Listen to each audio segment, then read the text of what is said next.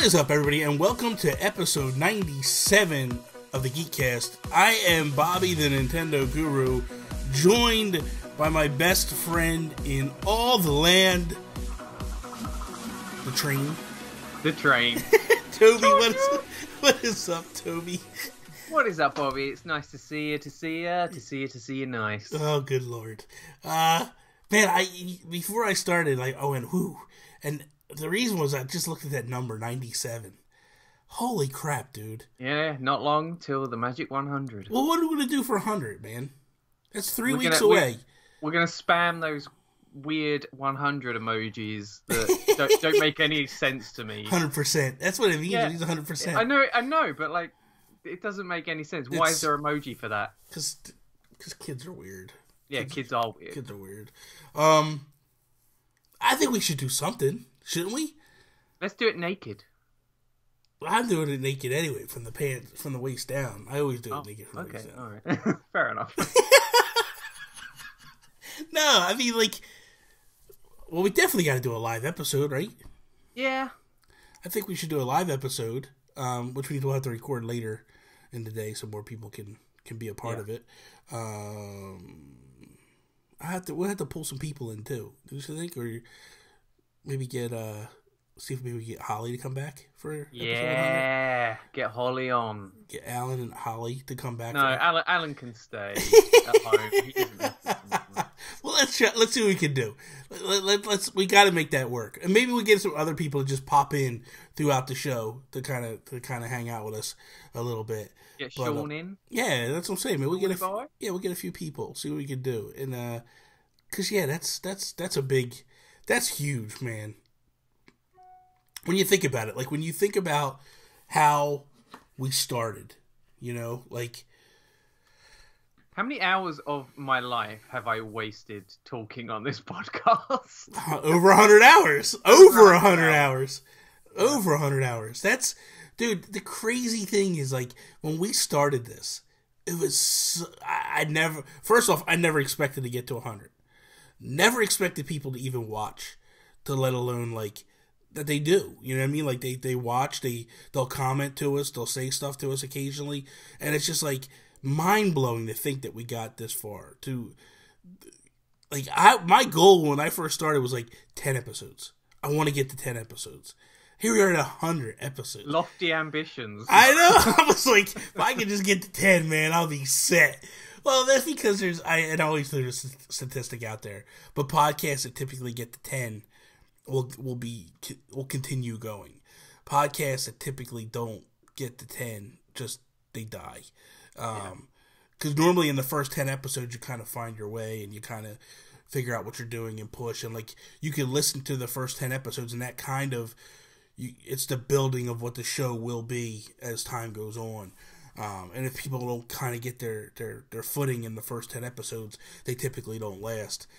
I'm appreciative of the people that listen. That's number one. But number two is like, I can't believe, dude, it just blows my mind. Every time I look up at that number and I go, holy crap, dude, 97. That's a big number. We need to get, I mean, if we hit 900, that's good because that's how many Koroks seeds. Yeah. Maybe we'll hit 900 before Alan gets 900 Koroks seeds. Yeah, maybe. Let's kick this episode off like we do each and every episode with our Geek Outs. Tobes, what are you geeking out about? I'm geeking out about yesterday. I went to Rapture Gaming Festival in Colchester in the UK. So, what was that all about? It was basically some modern games, a lot of retro games. They had like a whole Minecraft section. A lot of PCs with like Counter-Strike on and stuff. Mm-hmm.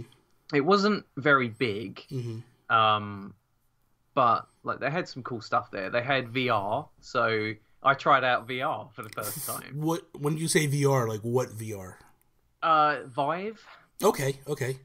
And how'd you like that? So I tried out Minecraft on it. Mm-hmm. So. And it was a very short experience. It was only a couple of minutes. Mm-hmm. first of all, I struggled getting the headset on my fat head and over my glasses. It was very tricky. And the guy like helping me put it on, he was a bit impatient with me, and he was trying to tell me that, oh, you should take your glasses off. It shouldn't matter that you need glasses. And first of all, I tried it without glasses, but I couldn't see. It was really blurry. And I said, it's too blurry. I need my glasses on. So I put them on, and then like they're trying to fiddle with the headset, and it's getting really awkward and that. And eventually the guy came along and he was like, well, this girl earlier on today who was practically blind, she took her glasses off and she was perfectly fine. So blaming it on me, my inability to see properly. But eventually he fiddled with the lens and he sort of focused it better. And it worked great. So basically I was just in creative mode, and for some reason I was floating in the air, and I could just place any blocks around. It's really weird because you could cycle through all the different blocks and that, and just put them anywhere. And then I got loads of TNT and I started blowing everything up. And it was really cool, like being able to just look around and that.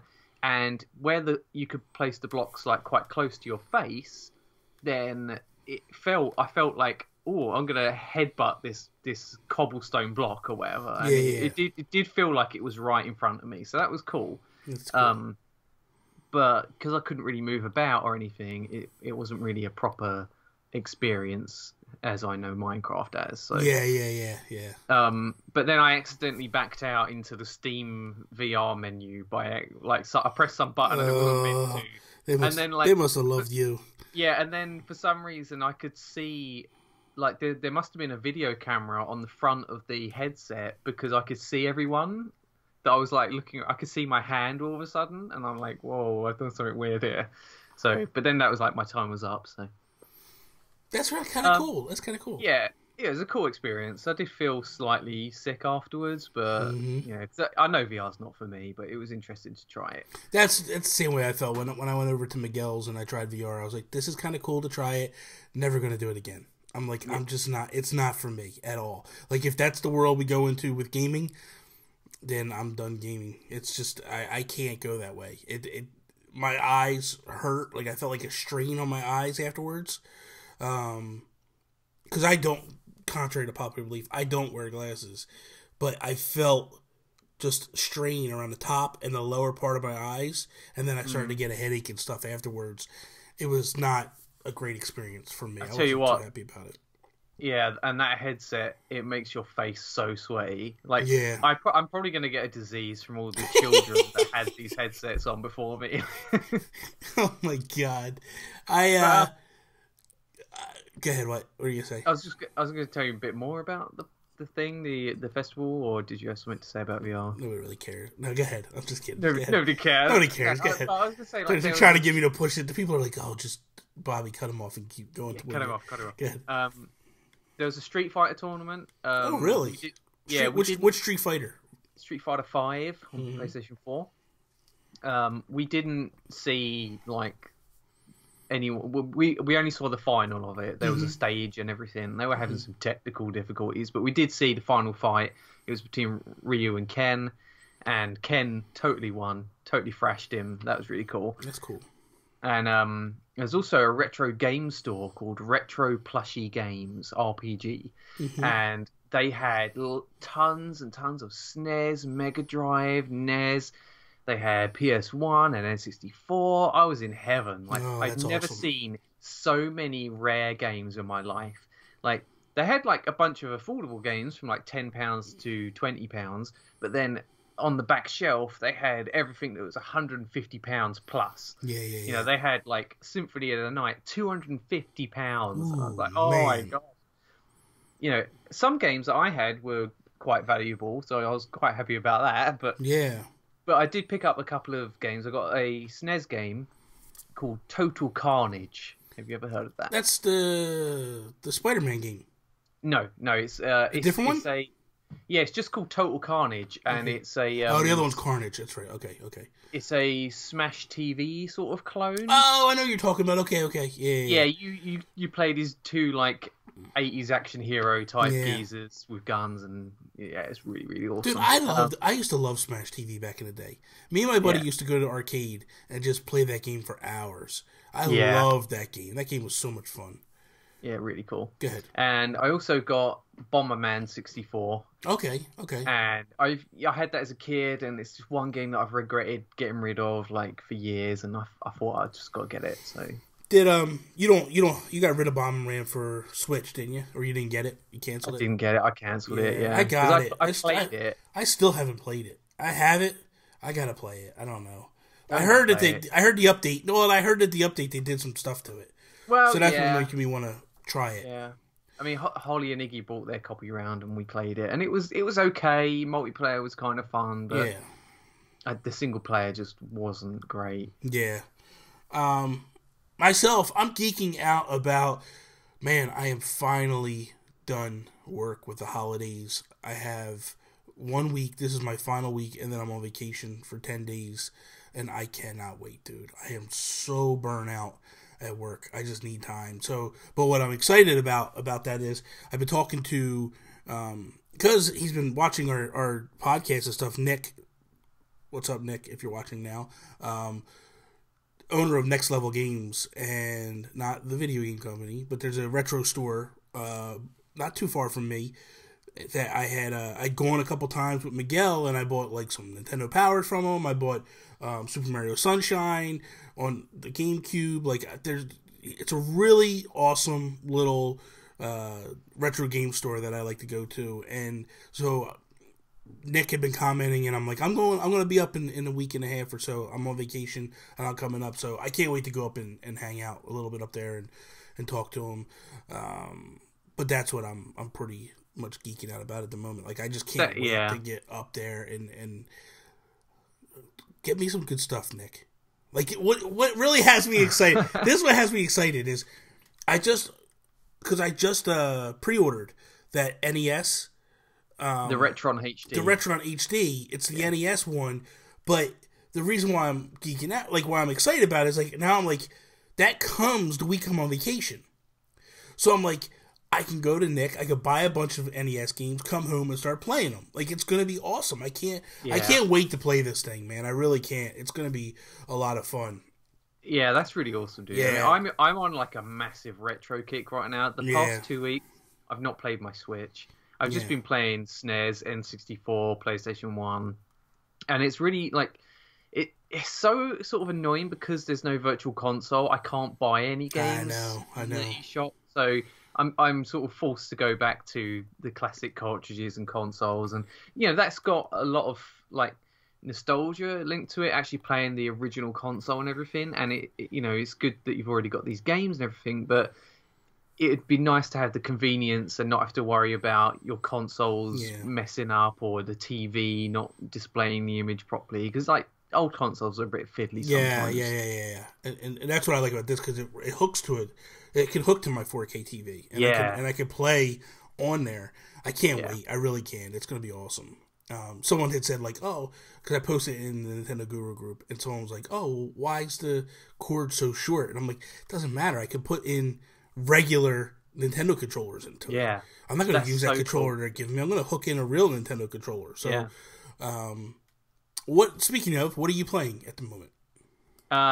Well, just like I said, not playing my Switch or anything. On PS4 though. Wait. What? You're not playing your Switch. Why are you not playing Zelda, dude? I'm taking a break from it. What? I'm not feeling it right now. I'm attracted to other games. How? You know what? Stop. Oh, go ahead. Whatever.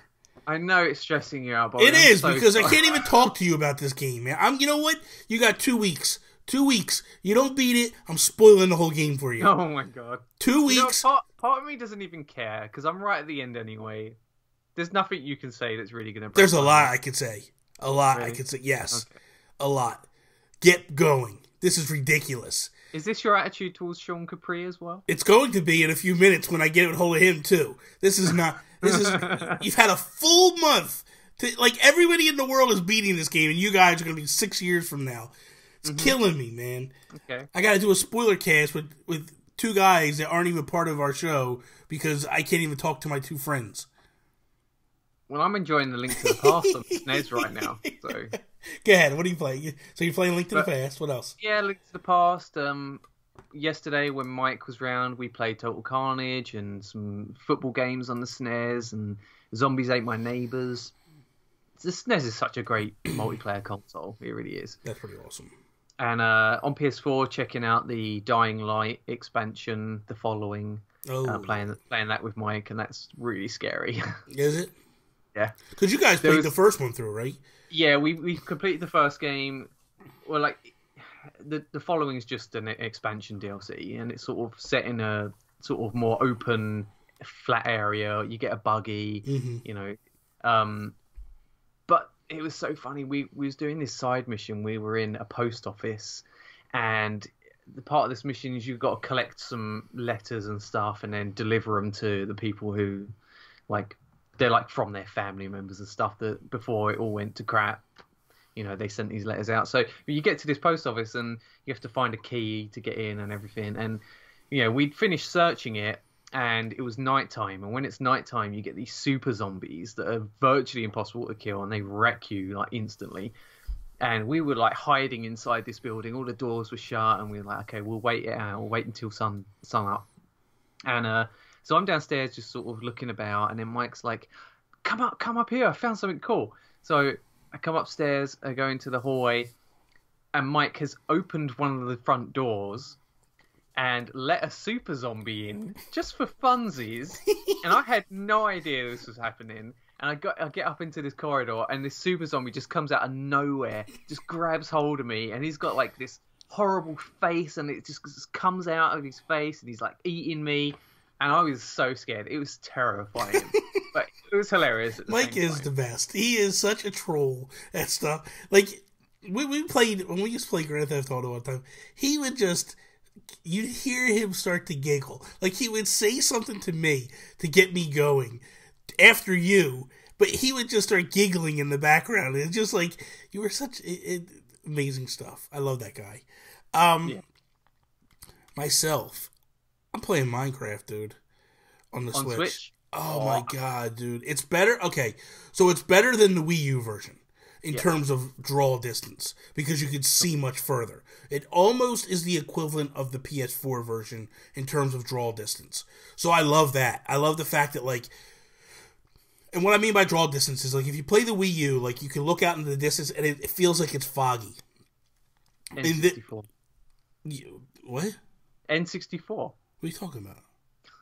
N64 games had the fog. Like, yeah, 20 feet in front of you before everything disappeared. Yeah. This, I mean, you get a good distance on the Wii U, but not like this. This is like, man, you can see across the map and you don't see the fog. I love that. And then the other thing, too, is when you go down underground, it was always hard to see the blocks when you were digging without torches. This one, you could see the blocks no problem. So you could kind of tell, like, okay, this is a red block. This is probably a diamond. This is a whatever. You have all the different ones that you could kind of tell. But you could kind of see. There's a couple additional mine, like, ores now. Yeah, there's granite and a couple other ones. I don't know what they do. I'm still learning all that stuff. But I love it. I first started playing and I was like, not really feeling it. Like I started building and I'm like, I'm not liking this, man. This is just, and I didn't like the map placement where they started me, and I was like, I just don't feel like taking off and going starting another area, and so I shut it down and I quit. And then I started another one, and I kind of liked how it was. So I started building right away, and then started mining, and I was like right up against, there's a mountain behind, where they started me, there was a mountain. And I started to build my house, and then when I built the house, I built like a little tunnel that goes into the mountain. And then I started caving out the mountain. And then the mountain becomes the house. Like when you go into the mountain, I dug all the way up to the backside of the mountain, and then replaced the mountain, the dirt, with block. And then I put like glass, so you can go through the mountain and see the outside of the mountain. You built your evil lair in the side of a mountain. Pretty much. And then what I did was, though, is that I went down and I actually dug and built a staircase that goes right down to the bottom of the entire world. So I'm at the bed of the world, and I'm like just opening that up big time, like wide open, opening that up just to mine and get stuff, like, because that's where all the good stuff is, at the bottom of everything. Like if you really want to get like diamonds and all that stuff, like you need to go to the bottom. And that's what I did. I just dug my way straight down to the bottom, but I built a staircase, so it's like down and up. I can get in and out, and I don't have to worry about falling. And dude, after all the time playing, that's the one thing that gets me. It's like when I'm high up and I have to like look down on the ledge. Like I'm always afraid I'm gonna fall off the edge. You got to crouch. I know. I do that now, but it still makes me like squeamish when I look over. I know what you mean. Yeah. And I'm like, if I fall, it's not. In creator mode, I don't care. You know what I mean? But like in survival, you care because you fall, you lose all your stuff. You know what I mean? Yeah. Especially if you're far away from your original place. But playing a lot of that. NBA Playgrounds is another one I started playing this week, and I'm really liking that game. I'm really liking it. How do you feel? Somebody brought Michael Damiani on the Easy Allies podcast brought this up. He said that there's one thing that really irritates him about this game, and it's when you do a slam dunk. Mm-hmm. You have to let go. You have to let go of the button. Yes. And it doesn't feel tactile. I hate that. You want to slam the button in to hit the ball into the net. Yes, I hate that. I've missed so many dunks because I'm still trying to learn the shooting. It is not an easy game at all. I'm still trying to learn the shooting. Like one game, I was lighting it up, and I was hitting 3-pointers like crazy. I scored like 36 points or something, like blew out the other team. Next game I play, I can't hit a shot, I can't hit a dunk, I can't do anything, and I'm like, it is frustrating. It is, but I still enjoy it. I haven't played like NBA Jam in so long that I'm just not sure whether or not, like, in my mind, I was amazing at that game, but was I amazing in the beginning? You know what I mean? Like, so it's just a matter of just relearning the buttons, and there's a lot more to do than in, like, NBA Jam. NBA Jam was a few buttons. This, like, every button you can use to play. But I think the graphics are really, really phenomenal, and I'm enjoying it. How about in handheld mode? Because I saw that people were having people are complaining about. I don't see the blurriness, and I started playing in handheld mode first. Yeah, I think that might be the issue, is people went to the TVs first, then when they came out. But I didn't feel like there was blurriness. I do feel like the quality is not there. Yeah. Now, if you looked at, and we're going to jump in a minute to the Nintendo Guru Group, but Antonio Guillen had showed a picture. He showed a TV and then a handheld. It is blurrier. It's harder to make out. Like, now, granted, they're frames. They're not moving. So the top one is like crystal clear, but then the bottom one, there's a little bit of blur. It's harder to make out the characters. That's a little frustrating. But they are looking into some stuff, and they're going to do an update's getting ready to come out. Two of the things that bother me with the game is this. One, the load times are a little long. But they've already addressed that they're gonna the update's gonna fix that.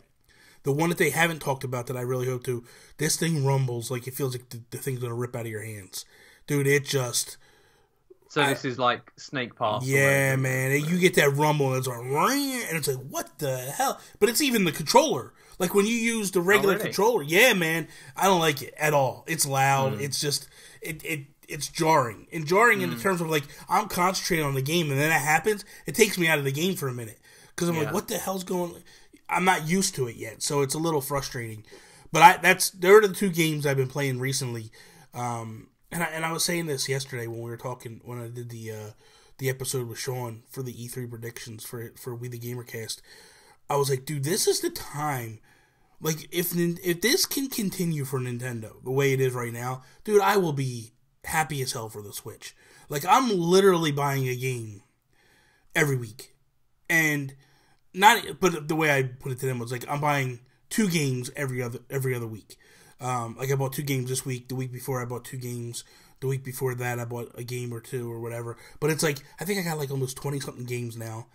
I'm just loving it, man. I really am. I just love the fact that people are supporting this. It's almost, it's now to the point where people aren't like, well, is this coming to the Switch? Is this coming? Like, it's almost immediately like, boom, it's coming to the Switch. Well, not so much. Not everything. Third-party titles, but well, a lot of them are starting to. But not the big, gigantic games. No, not those. Yeah, I mean, I would have thought Darksiders 3 would be announced for Switch, but it's not. So, yeah, that's not a loss. It is, dude. No, it's not. Darksiders is a good franchise. They're not great games. They're just whatever. Let's jump into the Nintendo Guru Facebook group real quick. The one thing on here that is a pinned post is from me. On May 22nd, I will be sitting down with the Zoink Games to interview them. I try to do it's for If We Were Nintendo, but when I tried to, it was back and forth, and I was trying to set it up with Sean to be on, but Sean's not going to be on. It's just going to be me this episode, kind of like when you were on the Geekcast 2 years ago, and it was just me, but which is fine, no big deal. But I can't wait to interview them. So if people have questions for Zoink Games, they did Zombie Vikings, Stick It to the Man. I will be sitting down with them on the 22nd of May and having a nice little chat with them and all that stuff. I wonder if they're going to bring Fee to the Switch. That's what I want to know. That's what I really want to know. I'm gonna ask. We'll see. Grill them. Trust me, it's coming, man. They don't even see it coming. They don't even see it coming. Todd Oxtra, he put a link up that apparently the Scorpio is the equivalent of about a $900 PC. At this point, he said he's guessing that it'll cost about $600 for the console, unless Microsoft takes a little hit on their margins and puts it out. I don't know. I said I'm going to buy it. We'll see. I kind of want to see what the price is, but I definitely am getting one. I'm just not sure whether it's going to be Scorpio or the other one. I just want to see what the price is at this point. But I'd really like to get the Scorpio, to be honest with you. I'm going to spend the money. I'd like to get it 4K and all that stuff. And if you're going to get an Xbox, you might as well get the more powerful Scorpio because, the Xbox One is already a little bit behind PlayStation, in terms of power and stuff. So the Chris Berto, he posted a photo from Zelda, and just has like a little thing that he put in there. But the thing of it is like Chris, we spoke to him last week on If We Were Nintendo. He kind of left Nintendo and stopped playing Nintendo. Switch kind of brought him back. It's exciting to see people like this. It's exciting to see guys that like left Nintendo and a console like Switch is bringing them back, and they're really loving it. Like he's hooked on Zelda big time. It's pretty awesome. Let's see. Gabe Hills. He put, to all Switch owners, when was the last time that you guys played the Wii U? When's the last time you played the Wii U, Toby? I packed my Wii U away the day my Switch came. Really? Yeah. The Wii U went in the drawer and it's not coming out. But before that, when was the last time you played it? I don't know. Probably some Mario Kart night that we had sometime. I don't know. Oh my god, that's a long time, man. I think I had said that before the Switch launched, a bunch of us did a Mario Kart night, and I played it, and then Sean tried to get me to play Splatoon right after that, but I was too busy recording a podcast with Chris White, the episode that went up last week for us. But yeah, it's to the point where I'm looking at my games, I'm like, should I trade them in or not? And I still have it hooked up. I traded one in. I traded one of the consoles in, but like, should I? But I have like so many games on it. Yeah. I'm so wrapped up in the Switch right now that I'm not even looking at it. Yeah, I mean, there's a handful of games that I've got for it that if they weren't locked to the Wii U, I would just sell it, the whole console. Yeah. Brendan Myers, he says, has anybody else had games crash on the Switch? I have had 3 separate games do it to me so far. Is it just because it's a young system? I don't know what everyone else's thoughts are. So has the Switch crashed on you yet? No, I've not experienced any crashing. I had the Switch crash one time on me, and that was Zelda. And that's it, one time. And I freaked out because I didn't know how to shut it off. It just froze. And I was like, I didn't know you have to hold the button down for 20 seconds or 12 seconds, something like that. So I'm holding it down. And it's like, why isn't it shutting off? It's not shutting. And I'm freaking out. I'm like, do I have to let the thing completely? If it does crash and it freezes on you, just hold the power button for 12 seconds and it'll do a hard reboot. It is a little nerve-wracking when it happens because you're like, what the hell's going on? But I have had it. I've only had it done once. And, so a couple people are saying like theirs has crashed a few times, but it's all different games. Greg Caldwell, he posted about Minecraft being available now because this was weird. It comes up, right? It's supposed to come out on the 11th at noon. It's not up. They didn't launch the thing till 9 o'clock at night in my time. That's weird. Normally, it's is it out in Europe yet? It should be. I thought it was worldwide on the 11th. I only saw mention of the US. I'm sure it probably is out. But it probably is. You should get it, Toby. I will get it, yeah, because I think it's the perfect platform for it. Especially with the fact that like the Mario stuff in there. I think you would love that. Yeah, because I've not tried that yet. Oh, just to go experience that world that they built. Oh, it's amazing, dude. It's amazing. Speaking of which, I got into this thing now where I've been watching Minecraft time-lapse videos on YouTube. Yeah. Dude, impressive as hell. Amazing. These guys are building stuff, and it's just unreal. Like, I watched a video just this morning, and they built a steampunk town.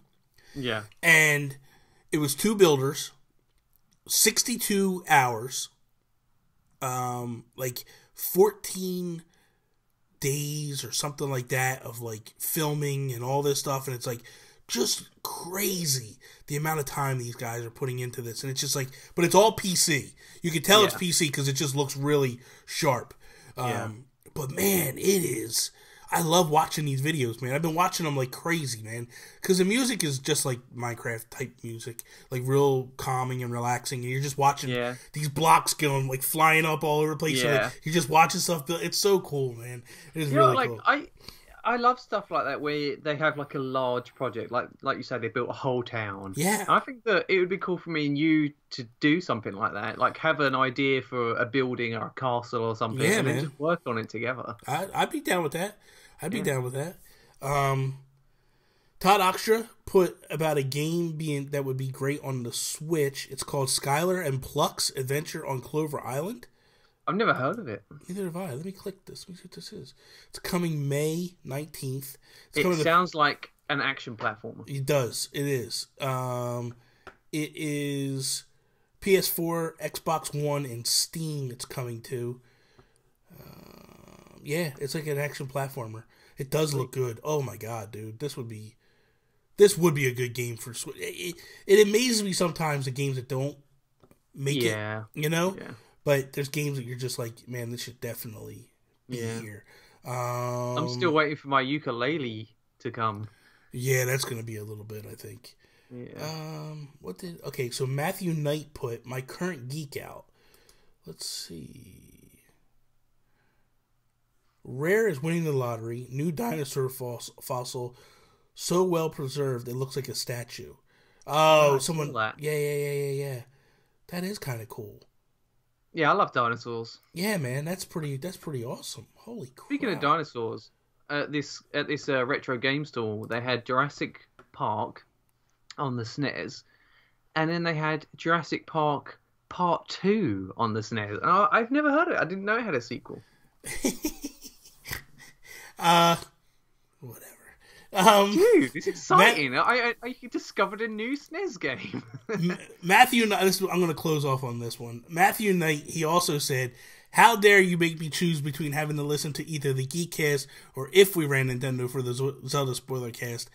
I had to flip a coin, FYI, If We Ran Nintendo won. That's kind of funny. I did the spoiler cast, and I did it with Mark Carabin and Donnie Reese, Mark of the Warp Whistle podcast. I think everybody knows who Mark is that listens to the show, and Donnie Reese from Play Some Video Games podcast.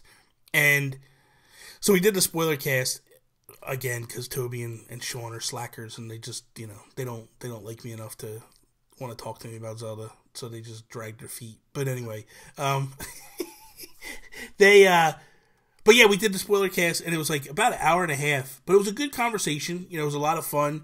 We talked about a lot of stuff that, like, obviously spoilers, but just some stuff that, like, we liked, we didn't like about the game, how we liked the storyline, all that stuff, like, how the storyline was presented in terms of, like, the memories versus, like, an actual storyline being told to you and all that stuff. So it was a lot of fun. So I appreciate you, Matthew, for checking that out and doing all that stuff.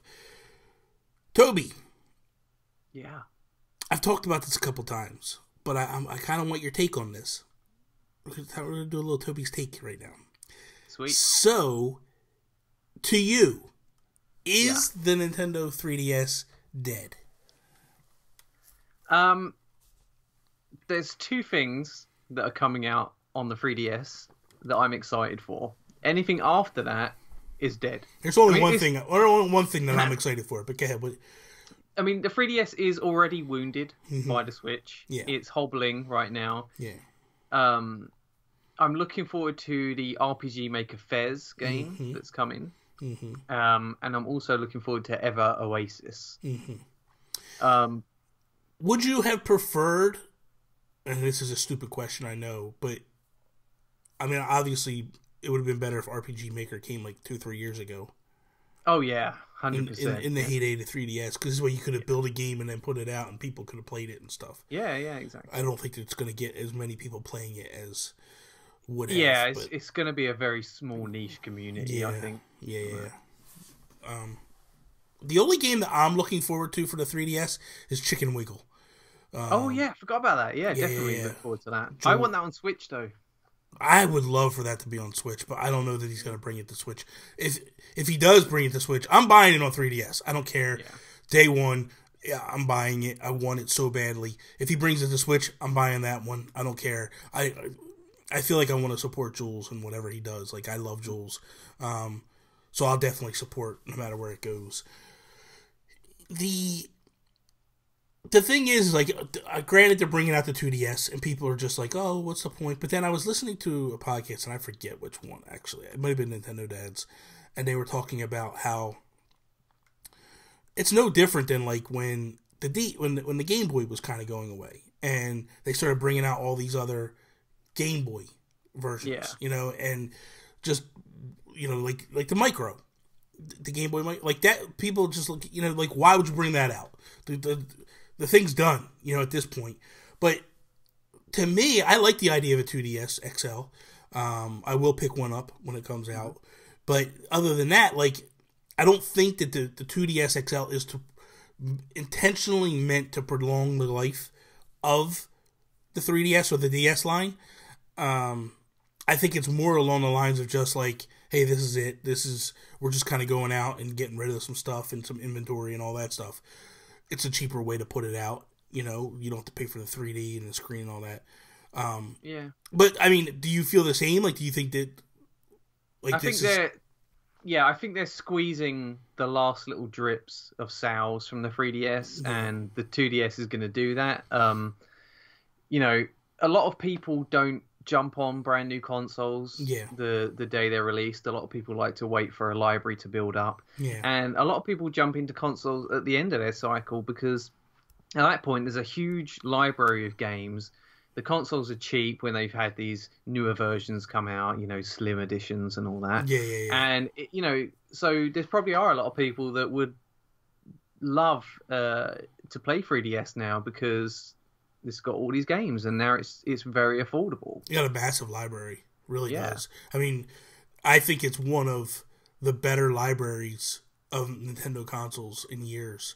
And it's still relevant because a lot of those games are just masterpieces. Like, Link Between Worlds, Pokemon Sun and Moon, and it's just 3D World. They got Mario Kart there. That Smash game is really good. Oh yeah. There's a lot of good games. They've even got Mario Maker on there, so it's just a huge library of awesome games, and I don't blame anyone for picking the 3DS over the Switch at the moment. No, and plus you have the Virtual Console. Yeah. Right there. And you're going to get the Super Nintendo Virtual Console, which is just really good. So Nintendo has announced that they will not do a stage or not have a stage presence at E3. What's your feelings on this?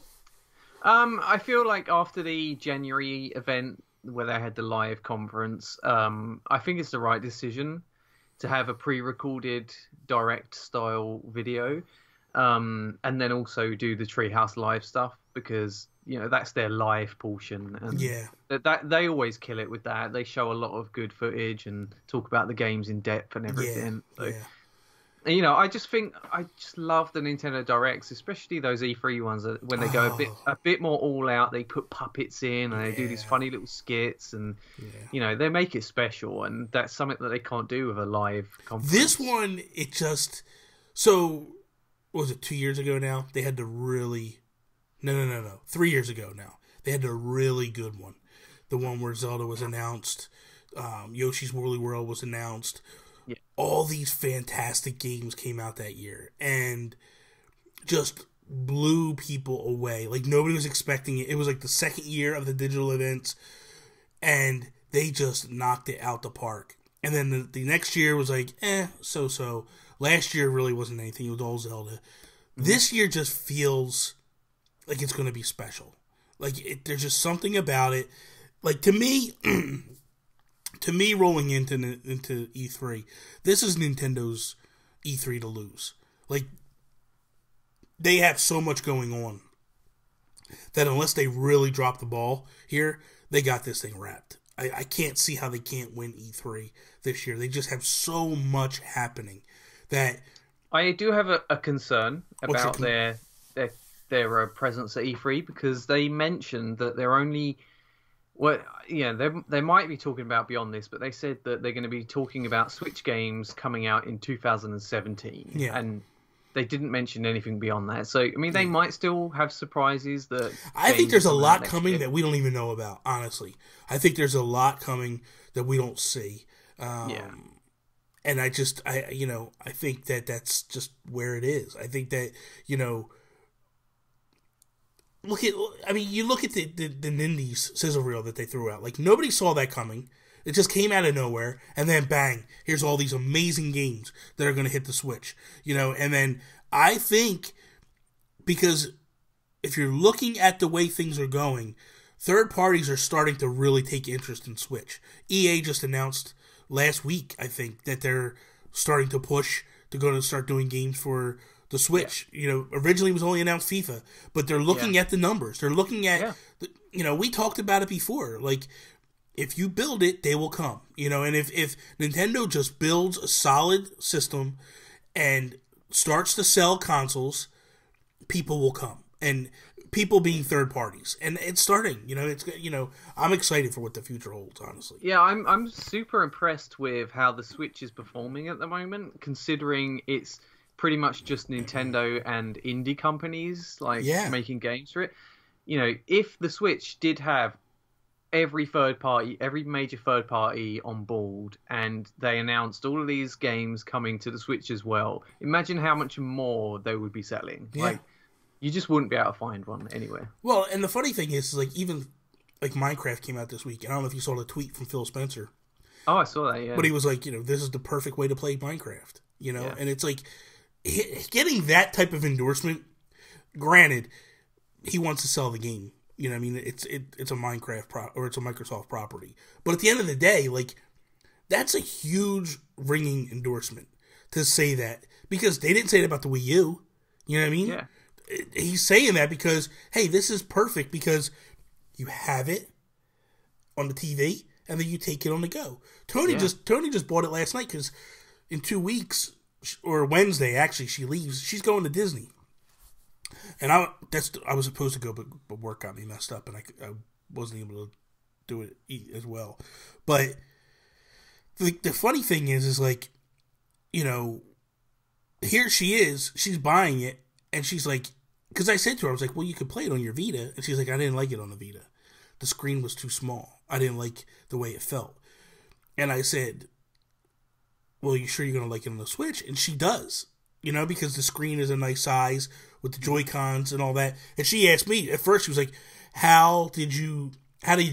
like, did you play it in handheld? And I was like, yeah. And she's like, did you like it? I was like, yeah, I really did. I was like, I liked it actually more than when I played it on the Vita. It just feels different. Like, that screen isn't that much better, but the resolution on it is much better, I feel, than the Vita. And I might be wrong. But that game, because of the draw distance, Vita feels small because it's like the Wii U in terms of draw distance. Like, you don't really feel like you're in this massive world. Like, when we played the PlayStation 4 the one time, and you built that world at one time, and we lost it. You lost your castle. And it took us, 20 minutes to find it? Just flying all over the world trying to find it, you know what I mean? And it's like, so it goes to show you that, like, with a big draw distance, it just makes that game feel big. So when you're playing, you know, when you're playing it on the Switch, you're playing on the TV, you have that big feel. But when you play it on the handheld, it doesn't lose that because it's the same console, it's the same version. So I love it, man. I really do, and I think that, like, you know, I think that's a huge thing. So for me, when I look at like E3, I just feel like there's more coming. I feel like there's other stuff that we haven't heard about still in the pipeline. It's like, I'm excited to hear about Xenoblade Chronicles. Like, if they're going to give us some more, yes, show me that game. Tell me when that game's coming out. I'm curious about Super Mario Odyssey. I want to know a lot more that's coming with that. Fire Emblem Warriors, another game I'm excited about that I want to hear about. I'm also wondering, well, it isn't even a wonder. I know they're going to talk about it. Smash. That's coming. You know that's coming. So I'm curious to see, like, what it's coming with. You know, it's obviously going to be a deluxe version. It's not going to be Smash 5. So I'm curious what's going to be there when it comes. And then I'm wondering if Pokemon's going to hit there. Because I think that's going to be huge. Like, if they bring Pokemon to Switch, lights out. It's over. Like, they could sell 20 million units just off the backs of Pokemon, I feel. Yeah, absolutely. It's going to be interesting to see our E3 predictions. Yeah. The funny thing is real quick before we wrap up, this week, you know, man, the media is just so lazy with the way they do things. This week, I don't know if you heard about this, Kimishima. Now, if you read headlines, this is what was said. Kimishima doesn't think that the Switch can sell 10 million units.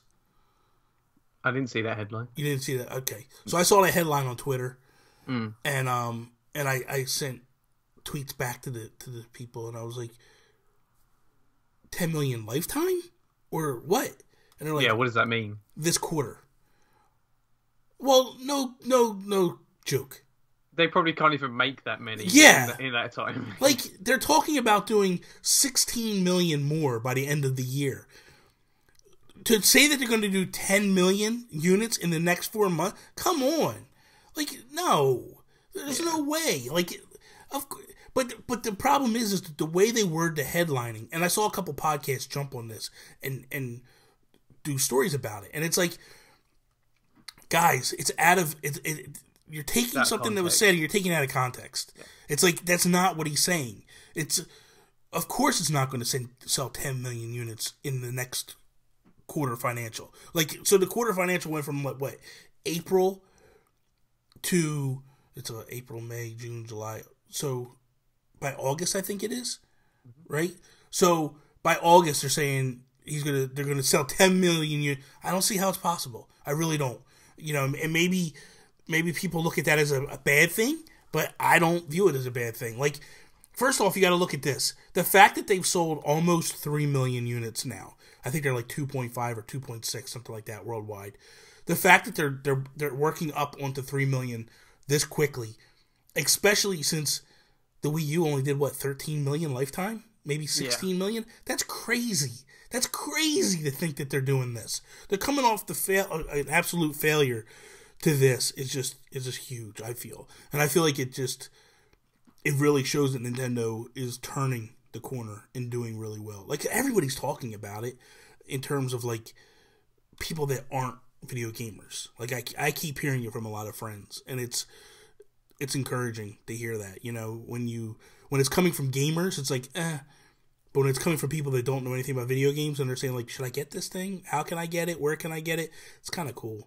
It's kind of cool. Yeah, it is cool. My brother and Mike, they still aren't interested in getting one, and until Nintendo convinces them, then I'm not going to be fully happy because we were queuing up to get into this festival, and they were saying that there's 2 games for the Switch. They're ignoring everything else. They're saying Zelda and Mario Kart. They're the only 2 games worth owning on the Switch. All right, hold on. Let me talk to these 2 jabronis real quick. First off, I just said at the beginning of the show, I got 25 games that I bought. There's some really quality games on the Switch. I Am Setsuna, phenomenal game. Snake Pass is a good game. It's not a great game. I like NBA Playgrounds. Minecraft is really good. Granted, you can get Minecraft elsewhere. I get that. It's Binding of Isaac is a really good game. First off, Zelda is the game. The game. It's probably going to be the game of the year. In most walks of life, people are going to call it the game of the year.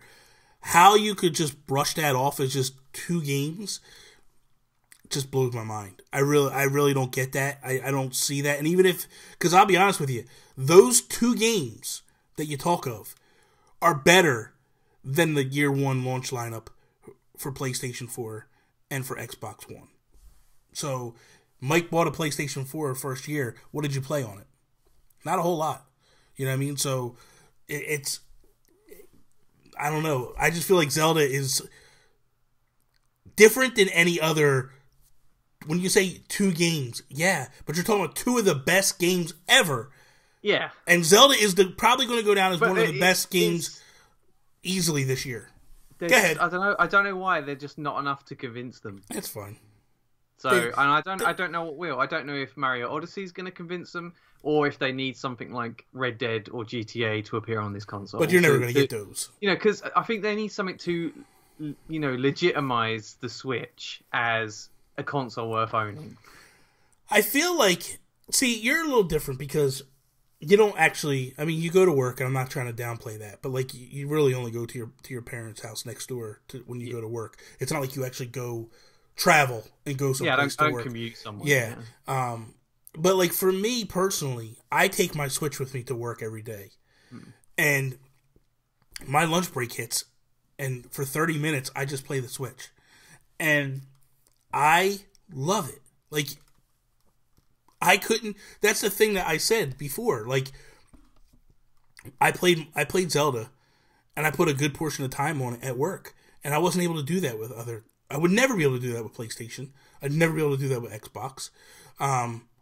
That's a huge thing. Like, I don't think you can understand it unless you're doing it. You know, people that are downplaying what the Switch is capable of doing, if you just keep your expectations in check of what is actually going to come to it, I think you can really enjoy it.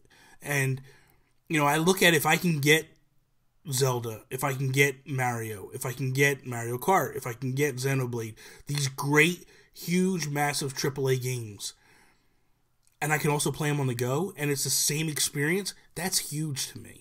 That's massive to me. And I'm probably in the minority where I utilize the Switch for what Nintendo intended it to be. A lot of people that I speak to either do one or the other. They don't do both.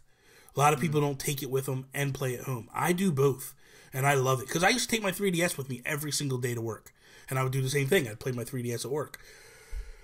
This is just awesome. Like, here's an example. Tony's going on vacation next week.